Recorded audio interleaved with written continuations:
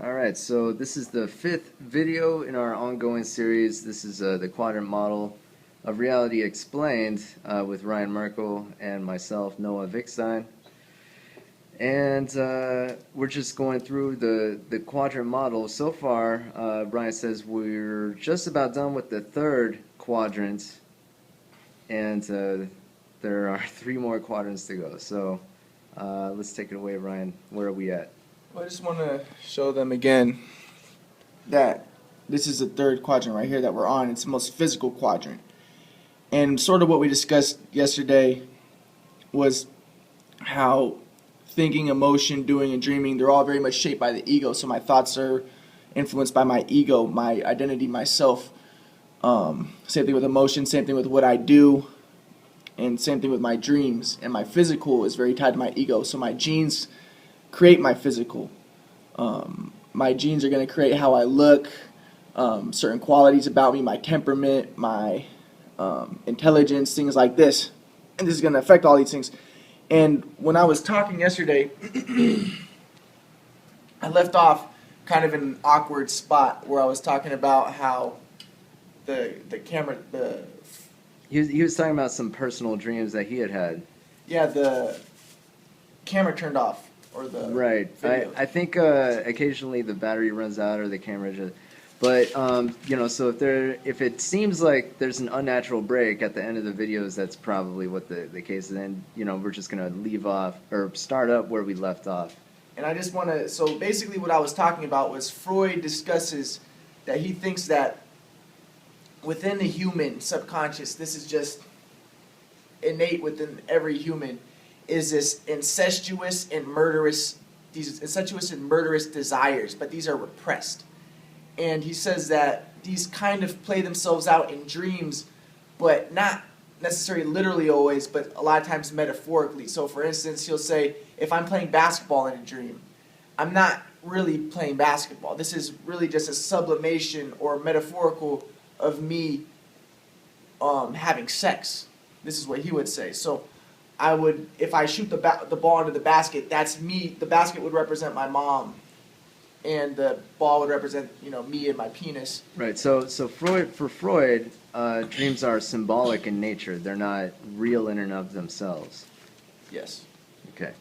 And I left off saying how I was looking on this YouTube thing. There's this guy talking about he runs a porn thing, and he was saying that if he puts videos of he'll put one video that says mother having sex with son, and then next to it he'll put a video just, guy, girl having sex. The next video he'll say like threesome.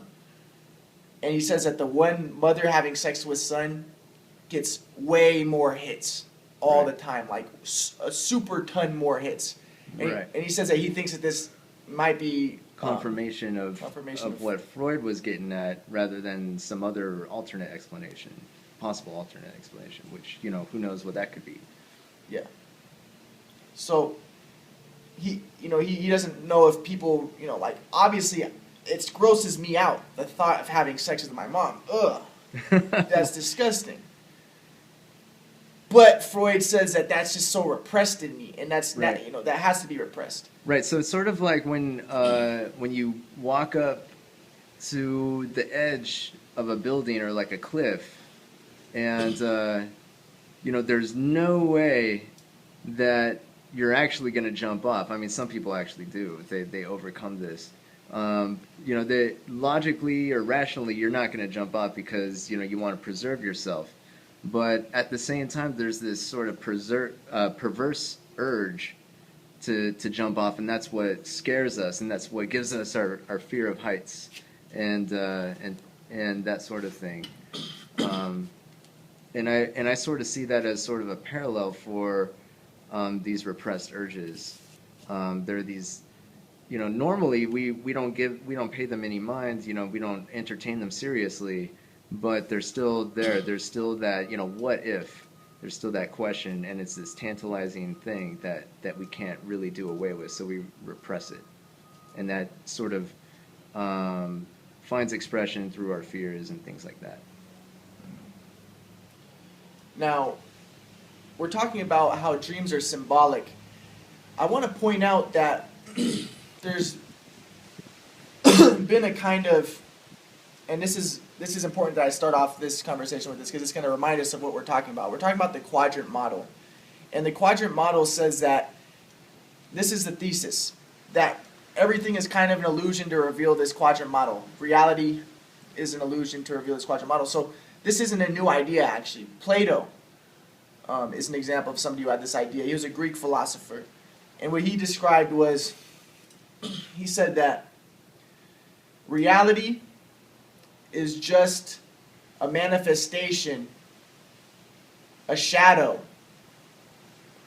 This physical reality is kind of a shadow, an imperfect one of a true reality. So kind of my thesis is that the physical nature of reality, this reality, reflects an eternal reality.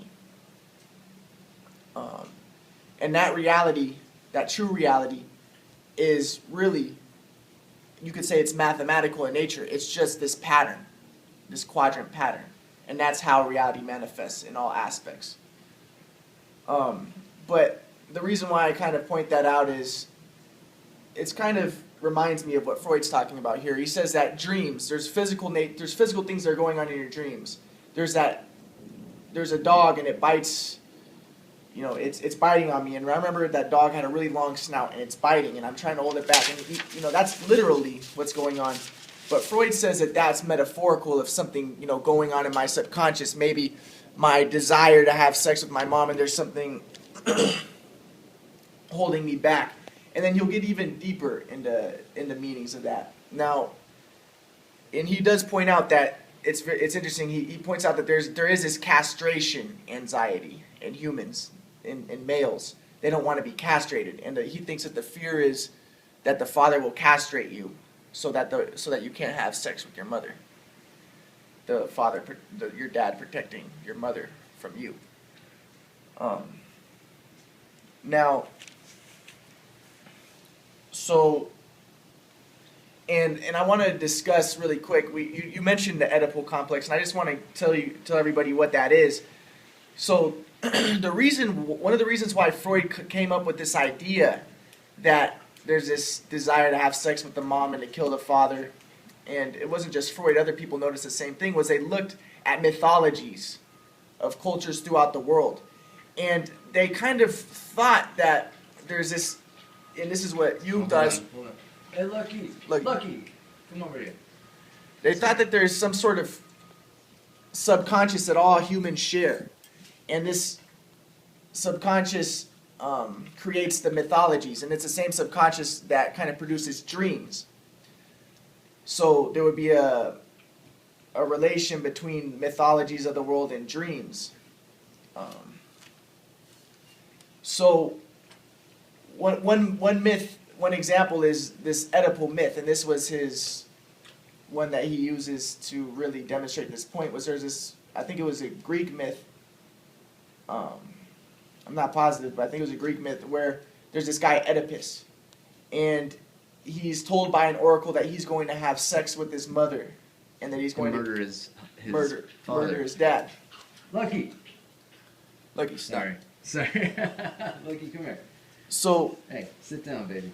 So what Oedipus does is he runs away, and that's that repression. You don't want to have sex with your mom, and you don't want to kill your dad. Does he run away, or is he? My understanding is it's like before he's born, or not before he's born, but after he's born, before he's like his own like individual who's entrusted with making his own decisions. He's sort of like whisked away and kind of instead of killed.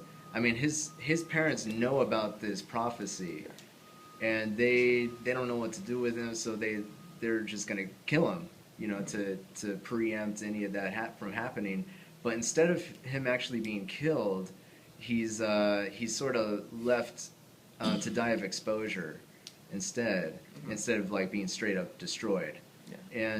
And somebody rescues him and then raises him, and then he returns and he fulfills that prophecy. And he returns and then he runs into his dad and he kills his dad. He didn't even know it was his dad. Right. And then he ends up having sex with the woman. He ends up marrying his mother. He ends up marrying his mother. He doesn't even know it's his mother. Becoming king because she's queen. Yeah, right. she's queen. and then finds out what his true identity is. And then he finds out and he goes, "Oh my gosh!" And then does he pull out his eyeballs? Oh yeah, something like that. I don't know. I'd have to refresh. He blinds himself because he's so disconcerted. Yeah. With what just happened. All right. So, but then they study Jung and Freud and these guys. They study mythologies throughout the world, and they discovered that this is a common theme. This wanting to kill the dad and have sex with the mother. Well, even in Greek mythology, even aside from the Oedipus complex, right?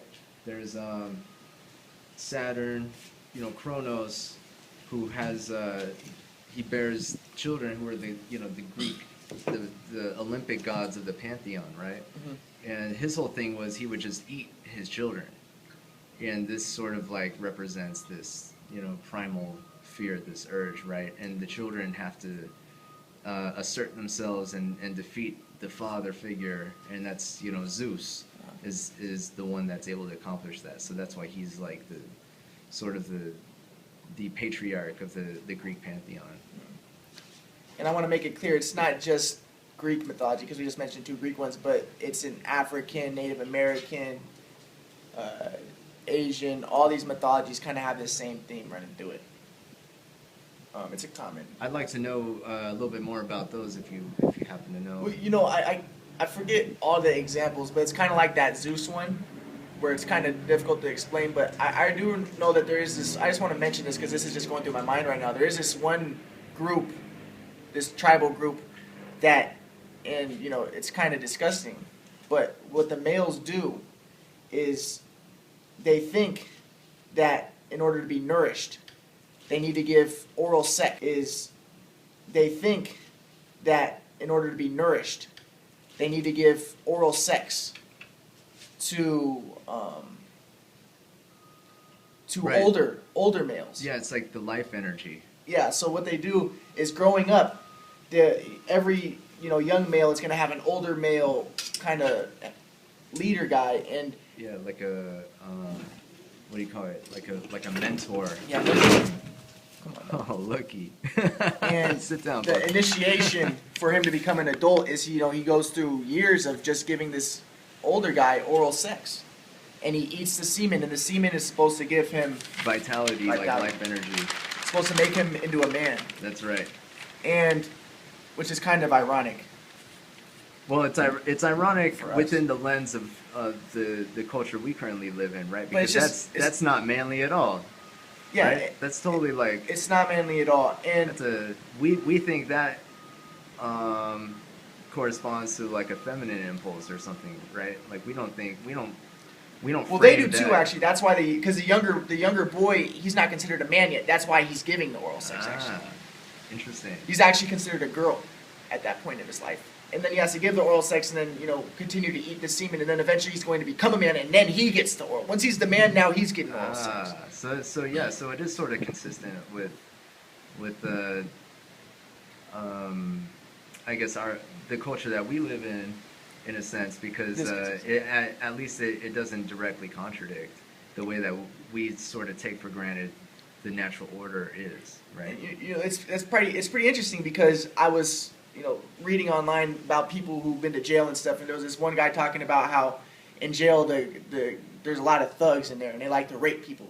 So he was saying that it's kind of interesting because he says that the people will get raped, mm-hmm. and the person who's raping will call the person who he's raping. He would say, and I don't like to say the word, but the F word, F-A-G word. You F word. You right. So you gay piece of shit while he's having sex with them, and you'd think, and he'd also call him a bitch, a pussy, they so on and so forth. Right, and I think I see where you're getting at. You're saying so like the person is like a fetishized object, the person who's being acted upon. Yeah, is objectified. He's but the woman. He's the woman. But the person who's dominating, who is committing the action, who's going through with the action, is the one who's penetrating. The one who's penetrating is the man. The one who's being penetrated is the woman. Right. So the one who is who's acting upon that object is I mean they're maleness or their masculinity remains intact, right? Because they're They're not the reduced man. they're not reduced to an object. Yeah, they're the man, and the one who's being penetrated is the woman. And there's this kind of desire to be the dominator.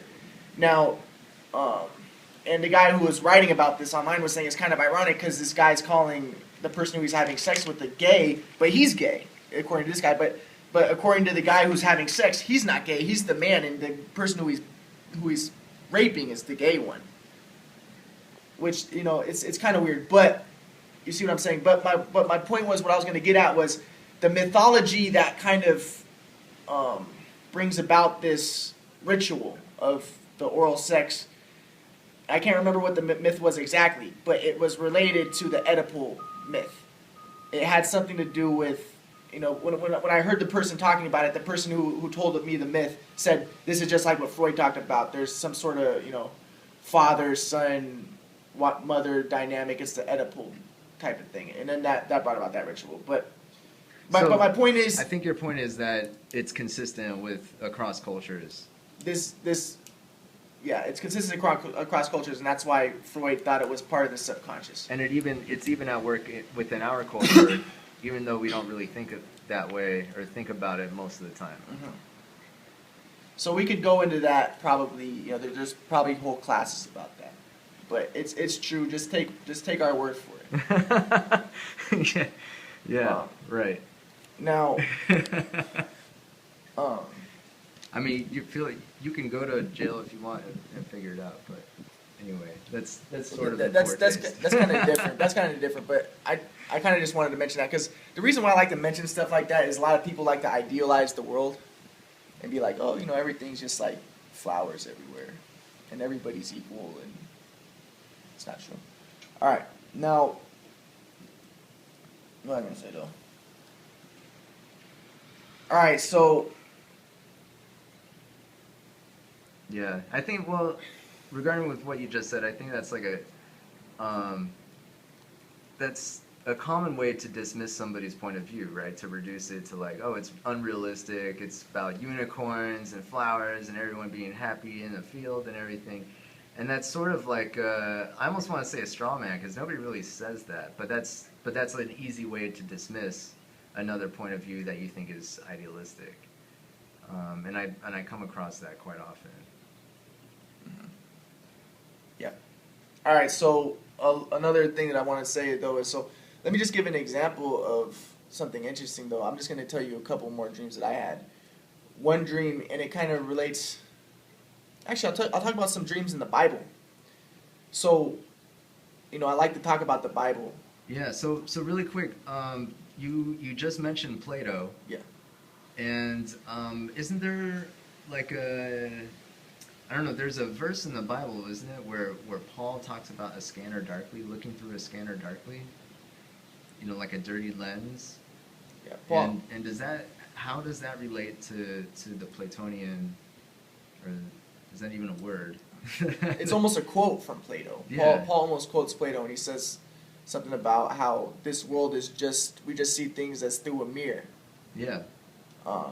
And so it's kind of saying the same type of thing, that this world is not the real Right. thing. This is just a reflection Right. of the real thing. So and the reason I mention that is it's sort of appropriate to segue into the Bible, because there is sort of a commonality. There's sort of like common territory between that and then the ancient, the views of the ancients, including Plato and sort of the Greek intellectual tradition. Yeah. So and then we also talked about Jung, how Jung describes, Jung listened to Freud's stuff, but then Jung tried to make it more spiritual. So Jung was saying, well, the interpretation of dreams doesn't always have to do with sex. There can also be interpretations that are spiritual. It can be telling us something deeper about you. It can tell you something deep about yourself. I'm pretty sure that Jung, I don't know for sure, but I don't know if he ever really said spiritual or used that word spiritual. I think what he was getting at though is that, I don't know if you were going to say this or not, but that a lot of what we desire isn't tied up in these heinous impulses. You know, there's also this desire for what he calls self-actualization. So like reaching your full potential in this life, and that a lot of our dreams and a lot of our impulses reduce to this desire, in addition to, you know, the sexual impulses and the murderous impulses that Freud was all about. And so I think that was kind of a main area of disagreement. I could be wrong because I'm not really an expert or a scholar on this subject. Yeah. Yeah. Yeah, so you know, Jung had a different type of interpretation, and there's also interpretations now. Like I said, I took a dream class called Psychology of Dreams, and there is a really valid one that just says that dreams are just random compilations of, you know, you have experiences in the world, and then you do things in the world, and then you have dreams that are kind of related to this, and they're just kind of random. There is no meaning to them, and we just create meaning. Mm-hmm. We have dreams that kind of stick out, and then we say, oh, you know, and then because we're meaning producing creatures. Right. Then we'll say, oh, this must mean this and this, but really they say it's just random stuff that's going on. Right. And I think that would resonate with a lot of people who sort of accept the you know, the popular scientific view that everything is sort of random, and you know, for instance, like the emergence of life from matter is sort of a matter of randomness and happenstance, and you know, it isn't like this purpose-driven thing that a lot of people sort of take for granted. And then, you know, a lot of ancient cultures, when they had dreams, they saw this as going into the spirit realm, or, you know, people talk about dream time too. Right. So, you know, there is a different quality of space and time in dreams that people notice. So, for instance, most people don't remember their dreams when they wake up, and apparently your dreams, there's a different, you know, I don't know, people say that, and I don't even know if this is true, but if you have a dream that's 5 minutes, it's really longer. Yeah, I'm not sure how people... I'm not sure, but they say that there's a different quality to time in dreams. Yeah. But my point, what I was getting at though, is the ancient cultures, they would say that when you're going into your dream, the dream world, you know, it's a kind of, you're going into a spiritual world. It's kind of different from this world. And you kind of see this in the Bible. So for instance, people think of dreams as being messages from God. So just one example of that is, you know, Joseph. Joseph has a dream he has a dream of 12 stalks of grain, was it? Right. So Joseph of the, you know, Technicolor coat fame is in prison. He has his... No. This wasn't when he was in prison. This is before he went to prison. This is before he went to prison? Yeah, before he went to prison, he has a dream where there's 12 things of grain, stalks of grain, and he's standing, and they all bow down to him. And also, there's the moon and the sun, I think, and I'm just going off of memory. I could be wrong, but and then he wakes up and then he says, "Oh, this dream means," because he had 12 brothers, and these are the 12. Actually, he had 11 brothers, so it must have been 11 things of grain. So he had 11 brothers, and these are him and the 11 brothers are the 12 tribes of Israel. And he says, "Oh, this means that one day." So this is supposed to be him predicting the future, and this is a message from God given to him, that one day his brothers are going to bow down to him. Right, and of course nobody wants to hear that, so they ostracize him even further. So yeah, so the brothers, who represent the other 11 tribes of Israel, Joseph's Ephraim, and Manasseh. Oh, just want to let you know, we only got 20% of our battery remaining. So we'll keep going though. We'll keep going until 10%. Yeah. And then, but you know, the other brothers they all don't like this. They're saying, you know, this Joseph guy, this guy is pretty arrogant. So what they do is they want to kill him. They get rid of him. They're going to kill him, but then But Judah, just like Oedipus, right? They don't kill him outright. They leave him to die of exposure, and this Joseph guy, this guy is pretty arrogant. So what they do is they want to kill him. They get rid of him. They're going to kill him, but then But Judah, just like Oedipus, right? They don't kill him outright. They leave him to die of exposure, and They don't, because they sell him into Yeah. Well, slavery. what ended up happening was there was they were gonna kill him, but then Judah. They threw him in a pit.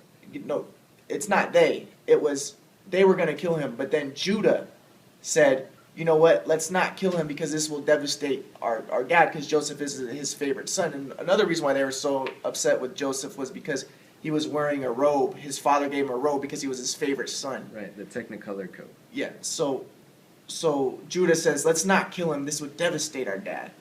And also, he's our brother. We shouldn't kill him. So he says, instead, let's put him in this pit. They throw him down. Let's throw him in a pit and then pretend that we killed him. Right. It's funny because they tell their dad that he died anyway. Yeah, they tell him that he died anyway. So I guess that they didn't really care so much if it does say to the dad. They just didn't really.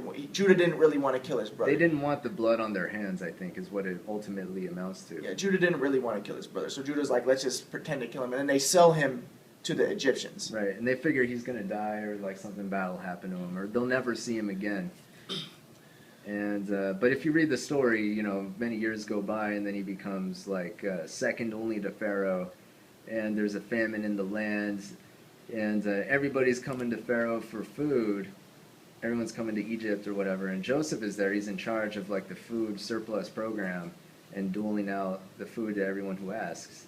And his brothers come, and they all end up bowing before him. And the reason why Joseph becomes the second in command is because the Pharaoh needs a dream interpreter.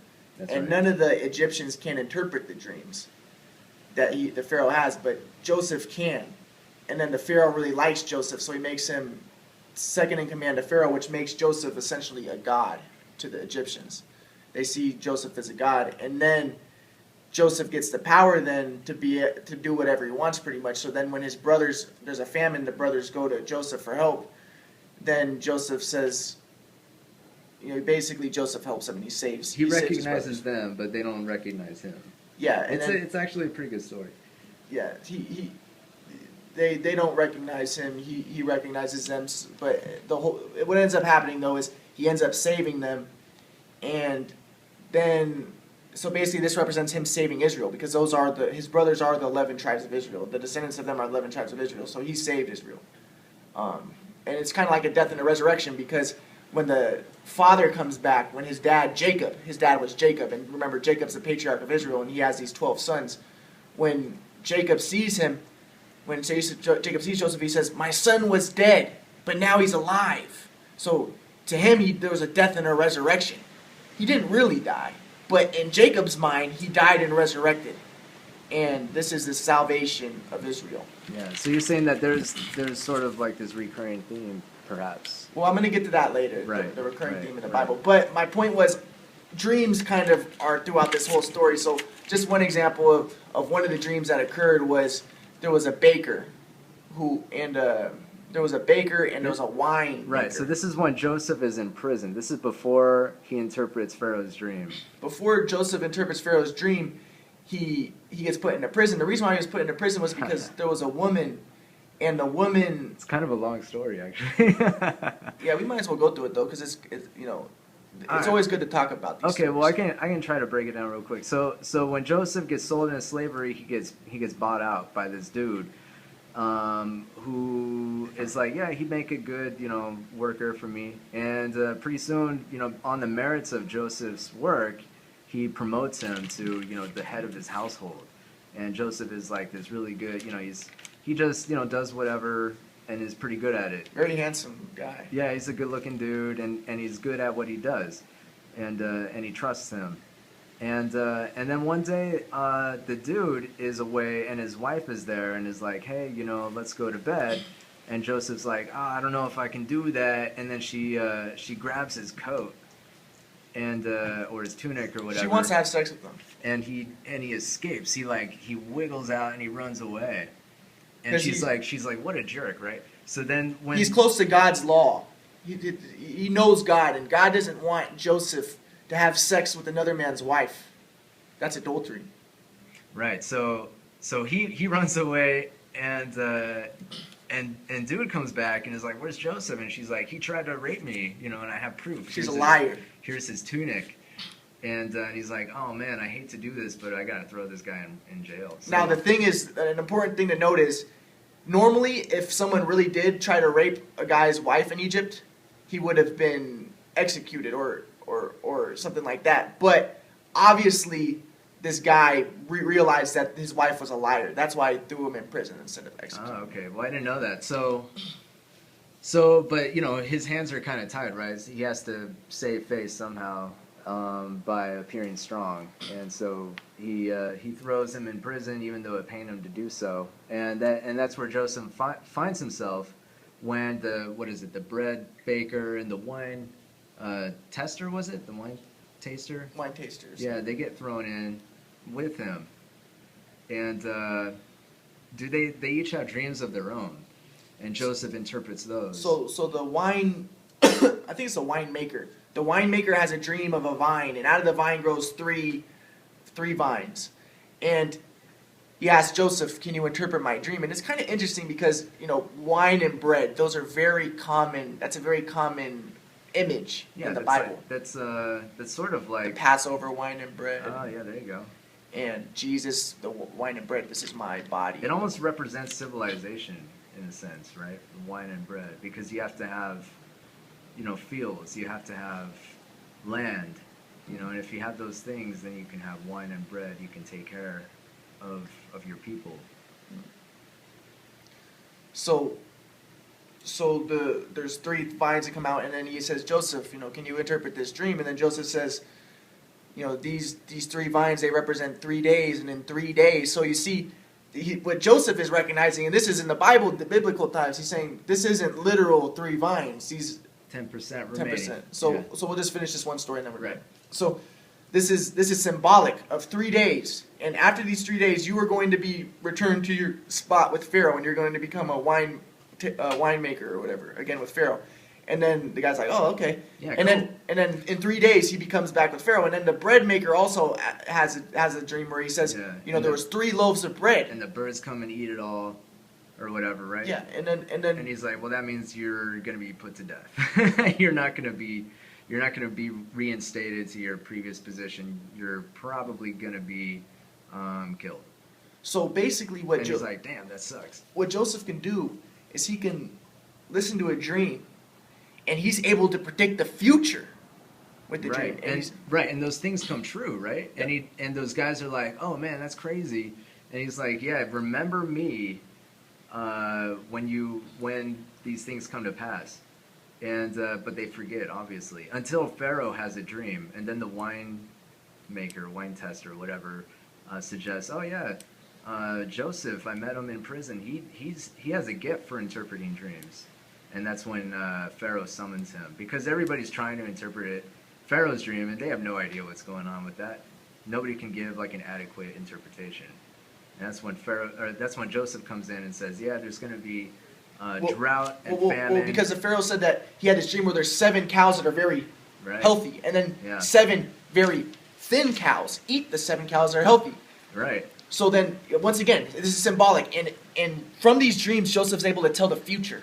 Right. And that's an important thing to note. Lucky, so we're seeing some sort of gift of prophecy within dreams, being able to tell the future from dreams. Right. Hey, lucky. And people claim that happens in real life. Right. And even though there's no like scientific means of doing that so far, right? It's considered like pseudoscience, the dream interpretation, that whole thing, right? It's not entertained as a serious topic of discussion among serious academics, unless it's like just a topic of curiosity. So really quickly, then Joseph says, okay, this represents there's going to be 7 years of good, 7 good years of good harvest, and there's going to be 7 years of famine, and then he tells the Pharaoh, during these 7 years of harvest, you have to create a surplus, and then during the 7 years of famine, then you can distribute this surplus, and then Egypt's going to survive. Yep, and that's when Pharaoh makes him second in command. He says, all right, well, you're in charge of that. And that's when then Pharaoh, it all works out, and then Pharaoh's like, man, this Joseph, this Hebrew, he is amazing. This guy truly is a man of God, the only God, the God of Israel. So now Pharaoh's starting to believe in the God of Israel. And, and Joseph is made first or second in command. He's made, to the Egyptians, see him as a god. Right. But and then he saves his brothers, which represent Israel. So by doing this, by becoming the leader of Egypt, he saves Israel. All right, so we've been lingering on dreams for a little bit. So let's stop now. Yeah, we're gonna take a break, and when we come back, we're hopefully going to segue into the next thing. But we'll see. So we'll see you then in video number 6.